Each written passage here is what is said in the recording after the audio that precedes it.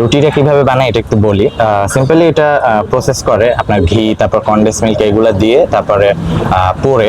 আর এখানে ডেকোরেশনটার কথা যদি একটু বলি, দেখেন কালার কম্বিনেশন, লাইটিং, তারপরে এই ওয়েদারে আপনার প্রিয়জন নিয়ে কিন্তু এইরকম একটা চা ডেটে অবশ্যই আসবেন। হ্যালো, আসসালামু আলাইকুম ভিউয়ার্স, কেমন আছেন সবাই? আজকে আমি এসে পড়েছি বিএম কলেজের মসজিদ গেটের বিপরীত পাশে, এখানে ক্যাফে ফাস্ট ফুড বুলবুল।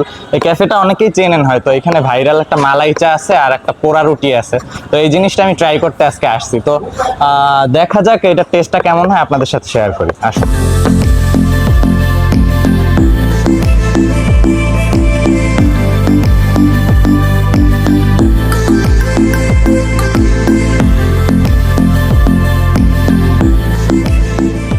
তো আমরা কিন্তু এসে বসে পড়লাম।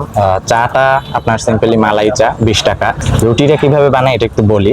সিম্পলি এটা প্রসেস করে আপনার ঘি, তারপর কনডেন্স মিল্ক এগুলো দিয়ে তারপরে পুইরা এরপরে উপরে গুঁড়া দুধ দিয়ে দেয়। দেখতে ভালোই লাগতেছে, একটু ট্রাই করি। রুটিটাও কিন্তু 20 টাকা।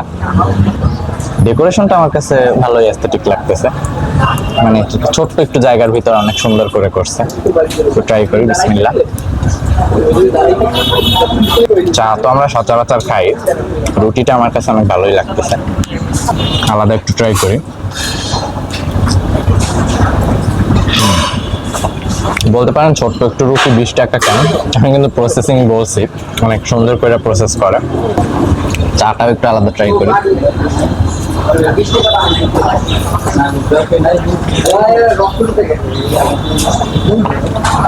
চাটা এভারেজ লাগছে, আমারই ওরকম কিছু লাগে নাই।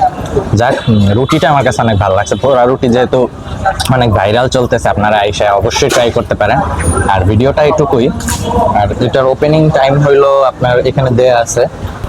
তো এগুলো শেষ করি। আর অনেকেই বলবেন যে ভিডিও অনেক পরে পরে দেই কেন, আসলে ইউনিক ওরকম কিছু পাই না। এটা পাইছি, আমি চলে আসছি। আপনাদের সাজেশনে যদি কিছু থাকে আমাকে বলবেন, অবশ্যই সময় পেলে অবশ্যই করব।